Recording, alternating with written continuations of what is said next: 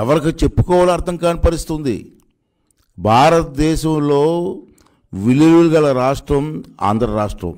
గతంలో మనం చూసాం, ఎంతోమంది ముఖ్యమంత్రి పరిపాలన చేశారు.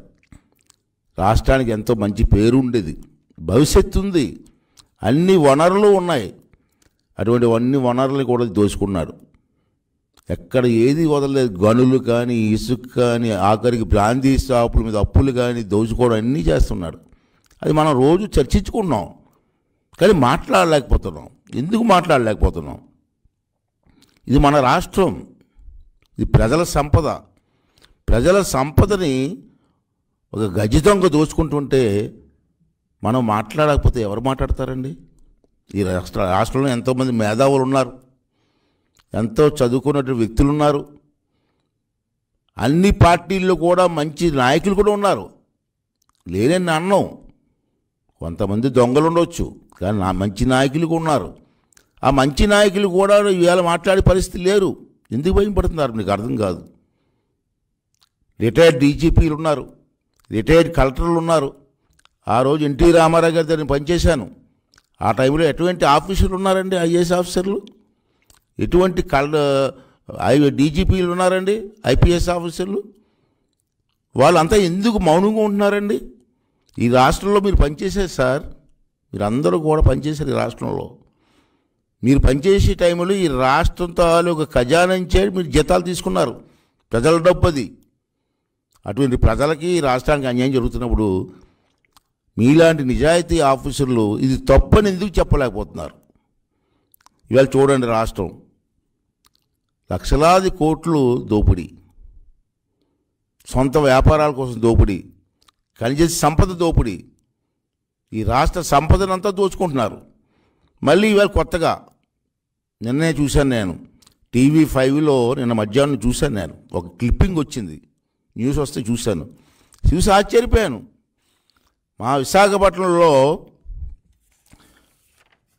మన ముఖ్యమంత్రి గారు, ఈ దొంగ ముఖ్యమంత్రి, ఈ శాడిస్ట్ ముఖ్యమంత్రి మళ్ళీ ఒక భూ కుంభకోణం రెడీ అవుతున్నారు. ఏంటది? విజయసాయి రెడ్డి గారు ఈవేళ మా మధ్యన కనపడలేదు ఎక్కడ. రాష్ట్రంలో అందరూ అనుకున్నారంటే ఇద్దరు A1 A2 గొడవలు వచ్చాయి, అంచేత విశాఖపట్నం నుంచి ఇన్ఛార్జ్ తీసి పంపించేశారు, ఢిల్లీకి పరిమితి చేశారని అనుకున్నాం. మళ్ళీ 2 రోజులు 3 రోజుల క్రితం సడన్గా దిగేయండి విశాఖపట్నం. వచ్చి అక్కడ భీమునిపట్నం ఏరియా, ఆ ఏరియాలో, అంటే అది ఆనందపురం మండలం ఉంటాం, భీమునిపట్నం ఏరియా. అక్కడ ఎమ్మెల్యేగా మాజీ మంత్రి అవంతి శ్రీనివాసరావు గారు ఉన్నారు. ఆ ప్రాంతం వెళ్ళి అక్కడ ఒక కొండ ఉంది. ఆ కొండ ఏంటంటే పేరు తుర్లువాడ కొండ అంటారు దాన్ని. చాలా ఫేమస్ కొండది. ఆ ప్రాంతంలో అక్కడ ఉన్న ప్రజలందరూ కూడా ఒక దేవుడు కొండగా భావిస్తూ ఉంటారు. ఆధ్యాత్మిక వ్యవహారాలు కానీ, పుణ్య కార్యక్రమాలు కానీ కొండల మీద జరుగుతూ ఉంటాయి. అక్కడ ప్రజల తాలూకు విశ్వాసం ఏంటంటే అక్కడ విగ్రహాలు ఉన్నాయి, దేవుడి విగ్రహాలు ఉన్నాయి, పురాతన విగ్రహాలు ఉన్నాయి. అంతేకాకుండా ఆ కొండపైన దేవుడి తాలూకు పాదాలు ఆనవాళ్ళు ఉన్నాయి. అంచేది ఇది పవిత్రమైన కొండ అని చెప్పి భావిస్తూ ఉంటారు. అటువంటి కొండపైకి 2 రోజుల క్రితం విజయసాయి రెడ్డి వాళ్ళ బ్యాచ్ అంతా వెళ్ళి ఆ స్థలాన్ని అంతా కూడా పరిశీలన చేస్తారు. అప్పుడు అందరికీ అనుమానం వచ్చి ఏం జరుగుతుంది ఇక్కడ. వాళ్ళ పార్టీకి నాయకులు కూడా దగ్గరికి రానవ్వలేదు. పరిశీలన చేసినప్పుడు అందరినీ దూరంగా ఉంచారు. అక్కడ ఏం జరుగుతుందని ఎంక్వైరీ చేస్తే బయటపడిన వాస్తవం ఏంటంటే మరో భూ కుంభకోణం. ఏంటి ఆ భూ కుంభకోణం? విజయసాయి రెడ్డి కూతురట, ముద్దుల కూతురు, ఆ కొండపైన ఏంటంటే ప్రైవేటు యూనివర్సిటీ కడతదట. దానికోసం ఆ కొండ మీద ఉన్నటువంటి ల్యాండ్ కావాలని చెప్పి ముఖ్యమంత్రి గారికి ఒక లేఖ రాశారండి. ఆ లేఖతో సారాంశం ఏంటంటే ఇక్కడ ప్రైవేట్ యూనివర్సిటీ కడుతున్నాం, మాకు ల్యాండ్ ఇవ్వండి, కొండపైన 120 ఎకరాలు మాకు అలాట్ చేయండి అని చెప్పి ప్రభుత్వానికి ఒక అప్లికేషన్ పెట్టారు. మరి ముఖ్యమంత్రి గారు వెంటనే ఆగమేఘాల మీద ఎక్కడ ఒక్క లేట్ చేయకుండా నిమిషాల మీద ఫైల్ కదిలి ఈవేళ ముఖ్యమంత్రి గారి సంతకాని కోసం రెడీ చేశారు. ఎంతండి ల్యాండ్ అది? 120 ఎకరాలు, మంచి ఏరియా, కాస్ట్లీ ల్యాండ్. ఇప్పుడు అక్కడ ఉన్నటువంటి రేటు ప్రకారం చూసుకుంటే కనీసం ఎకరా 2-3 కోట్లు ఉంటుంది. అలా లెక్కేసుకున్న 120 ఎకరాలు 300 కోట్లు. ఆ 300 కోట్ల స్థలాన్ని 20 కోట్లకి గవర్నమెంట్ రేటు కట్టి A2, మరి తోడు దొంగలు కదా ఇద్దరు, A1 A2 కదా, A2 గారికి బహుమతికి ఇవ్వడం కోసం ముఖ్యమంత్రి గారు ప్రయత్నం చేస్తున్నారంటే ఈ ముఖ్యమంత్రికి బుద్ధి ఉందా, సిగ్గు లజ్జ ఉందని అడుగుతున్నాను ఇవాళ. ఇప్పటికే విశాఖపట్నం దోచుకున్నారు కదా, వదలరా? ధనదాహం తీరదా మీకు? 4.5 సంవత్సరాల రాష్ట్రాన్ని మొత్తం దోచుకున్న చాలదా మీకు? మళ్ళీ ఇదేంటండి? నిన్నటి వరకు ముఖ్యమంత్రి గారికి A1 A2కి పడదని చెప్పి ప్రచారం చేసుకున్నారు. ఇవాళ అదే A2కి మీరు ఎందుకు ఇస్తారు ల్యాండ్ తక్కువ రేటుకి? ప్రజల స్థాలకు ఆస్తి ఇది. ప్రభుత్వ ఆస్తి అంటే ప్రజల ఆస్తి. ప్రజల ఆస్తిని ఇష్టం వచ్చినట్టు దానం చేయడానికి ఎవరిచ్చారు మీకు హక్కు? ఎవర్రా మీరు ఇవ్వడానికి? బుద్ధి ఉండాలి కదా. ఇటువంటి పరిస్థితుల్లో ప్రజలు ఎందుకు మాట్లాడరు? అక్కడ ప్రజలందరూ కూడా ఇప్పుడు ఆందోళన చెందుతున్నారు. ఏంటి ఆందోళన? నిన్న ఆ ఏరియా ప్రజలతో, నాయకులతో నేను మాట్లాడాను ఫోన్లో, ఏం జరుగుతుందయ్యా అని. చాలా అన్యాయం సార్, ఇది మాకు పుణ్యక్షేత్రం లాంటిది. నరసింహస్వామి గారు ఈ ప్రాంతంలో నడయాడారు అని చెప్పి మాకు నమ్మకం సార్. అటువంటి కొండ మీద మేము మరి స్వామి గారి విగ్రహం 120 అడుగుల విగ్రహం కట్టాలని చెప్పి టీటీడీ వాళ్ళతో మాట్లాడి ఒప్పించాం. దానికోసం 10 ఎకరాల స్థలం కూడా మేము లెవెల్ చేసాం. ఇప్పుడు విజయసాయిరెడ్డి వచ్చి మేము 120 అడుగులు విగ్రహం పెట్టాలని మేము చూస్తూ ఉంటే ఆ కొండ మీద 120 ఎకరాలు దోచుకోవడానికి సిద్ధపడుతున్నారు సార్. ఇది చాలా అన్యాయం అని చెప్పి మాట్లాడే పరిస్థితి వచ్చింది. ఏంటండి దోపిడి? ఎన్నాళ్ళు చేస్తారండి దోపిడి? మీకు బుద్ధి రాదా? ఆఖరు రోజులు ఇంకా 6 నెలలు ఉందాయా మీకు? 6 నెలలు కూడా లేదు, మళ్ళీ జైలుకి పోవాల్సిందే. విజయసాయిరెడ్డి గారు, మీరును మీ ముఖ్యమంత్రి జైలుకి పోవాల్సిందే. ఈ ఆఖరు నిమిషాలైనా 4 మంచి పనులు చేయండి అయ్యా. దేవుడి ఆస్తులు కూడా దోచుకుంటారయ్యా. తిరుపతి ఆస్తులు, తిరుపతి దేవస్థానం ఆస్తులు దోషించుకుంటున్నారు, సింహాచలం ఆస్తులు దోచుకున్నారు. మొన్న సిగ్గుపడాలి మీ మంత్రి, దేవాదాయ శాఖ మంత్రి విశాఖపట్నం వచ్చి ప్రెస్ మీట్ పెట్టి ఆంధ్ర రాష్ట్రంలో దేవాదాయ భూములు మొత్తం భూముల్లో 40,000 ఎకరాలు కనపట్టలేదట రికార్డుల్లో. ఏమైపోయింది? రికార్డుల్లో ఉందట 40,000 ఎకరాలు ల్యాండ్ కనపట్టలేదట అని సిగ్గు లేకుండా దేవాదాయ శాఖ మంత్రి మాట్లాడతాడంటే ఏ విధంగా పరిపాలన చేస్తున్నారు మీరు? అంచేది విజయసాయిరెడ్డి గారు తప్పండి ఇది. ఆ ప్రజలు ఎందుకో మీ మాటలు నమ్మి ఓట్లేసి గెలిపించారు. ఆఖరు నిమిషాలు 4 మంచి పనులు చేయండి. దేవుని టచ్ చేయొద్దండి. వెంకటేశ్వర స్వామిని టచ్ చేస్తే చాలామంది ఏమైపోయారో మీకు తెలుసు. అదే పరిస్థితి మీకు వస్తుంది. ఒళ్ళు దగ్గర పెట్టుకొని పరిపాలన చేయడం నేర్చుకోమని చెప్పి ఈ సందర్భంలో మనం చేస్తున్నాను. ఇప్పటికే విశాఖపట్నాన్ని దోచుకున్నారు మీరు, చాలా దారుణంగా దోచుకున్నారు మీరు. చీకట్లో తాకట్టు అని చెప్పి గతంలో కూడా మాట్లాడాను నేను. ఏంటండి ఘోరం? గవర్నమెంట్ సర్క్యూట్ హౌసా విశాఖపట్నంలో తాకట్టు పెడేస్తారా? తహసీల్దార్ ఆఫీస్ తాకట్టు పెడేస్తారా? ఎప్పుడైనా విన్నామండి మేము? 40 సంవత్సరాలు పెట్టిన రాజకీయాల్లో ఉన్నాను నేను, ఎప్పుడు ఇటువంటి చూడలేదు నేను. Polytechnic college, government polytechnic college తాకట్టు పెడతారా? ఆఖరికి రైతు బజార్ తాకట్టు పెడతారా? సర్క్యూట్ హౌస్ తాకట్టు పెడతారా? ప్రభుత్వ ఆస్తులు తాకట్టు పెట్టి 25,000 కోట్లు బ్యాంకులో లోన్ తెచ్చుకుంటారండి. ఎప్పుడైనా విన్నావా, కన్నావా? ఏంటండి మూర్ఖత్వం? నాకు అర్థం అవ్వదు. అసలు ఆలోచించేయండి.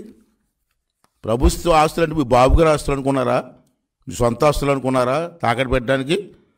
అంతేకాకుండా విశాఖపట్నంలో ప్రైవేట్ ఆస్తులండి సుమారు 70,000 కోట్ల ఆస్తుల్ని భయింపించి సంతకాలు పెట్టించుకోలేదు మీరు.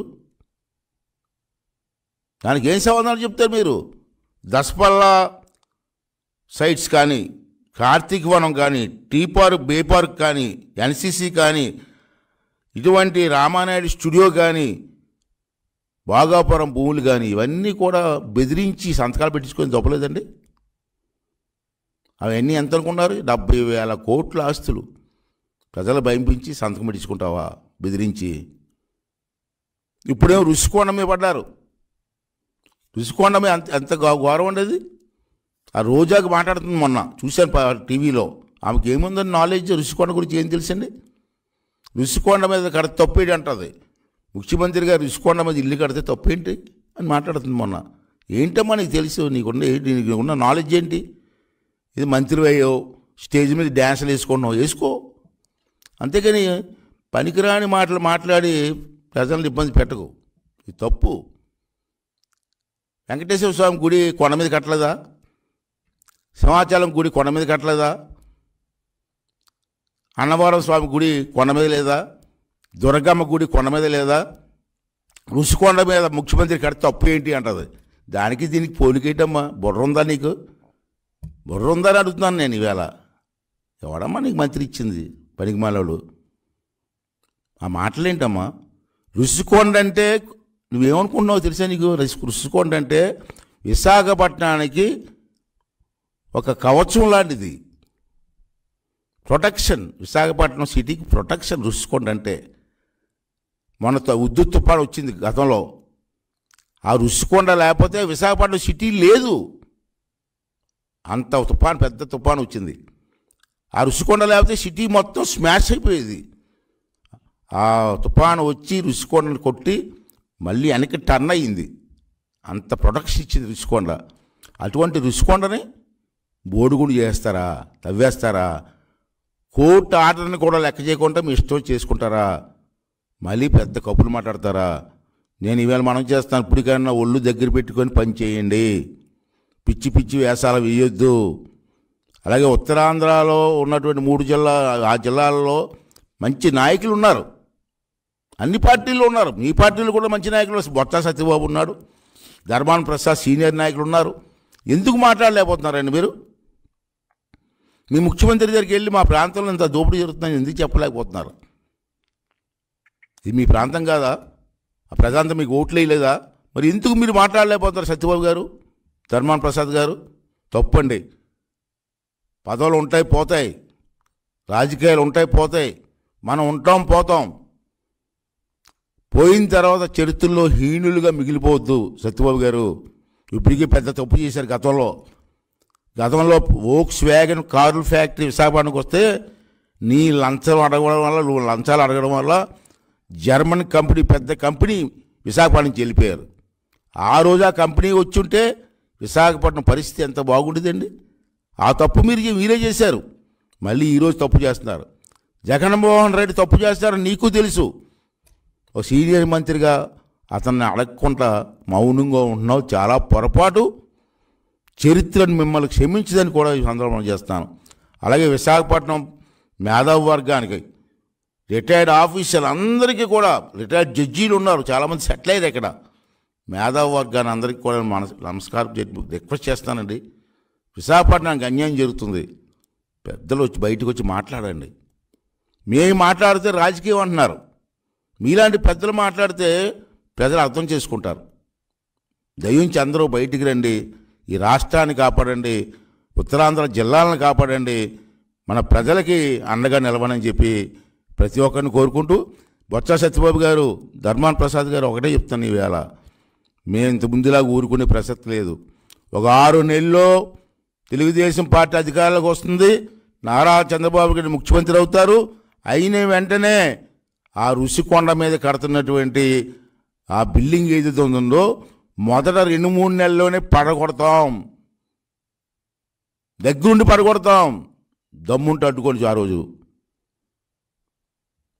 ఈరోజు హెచ్చరిక చేస్తున్నాను, మీరు చేసిన దోపిడీ అంతా కూడా బయటికి తీస్తాం. జగన్మోహన్ రెడ్డితో మీరు కూడా జైలుకి వెళ్తారా? వెళ్ళండి. అతను ఎలాగా జైలుకి వెళ్తాడు. విజయసాయి రెడ్డి ఇద్దరు కూడా, ఇద్దరు దొంగలు కలిపి దోచుకొని ఈవేళ రాష్ట్రాన్ని సర్వనాశనం చేస్తారండి. జగన్మోహన్ రెడ్డి గారు ఈ డబ్బు అంతా ఏం చేసుకుంటావా? ఏం చేసుకుంటే చెప్పు. ఇన్ని వేల కోట్లు, లక్షల కోట్లు దోషిస్తావు 4 సంవత్సరాల్లో. గతంలో కూడా దోషిస్తావు. నీ తాలూకు హిస్టరీ అంతే నా దగ్గర ఉంది.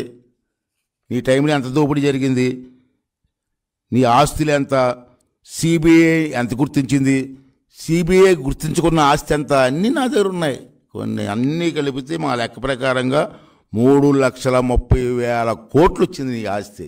నువ్వు దోపిడీ చేసింది ఆస్తి కాదు, దోపిడీ చేసింది.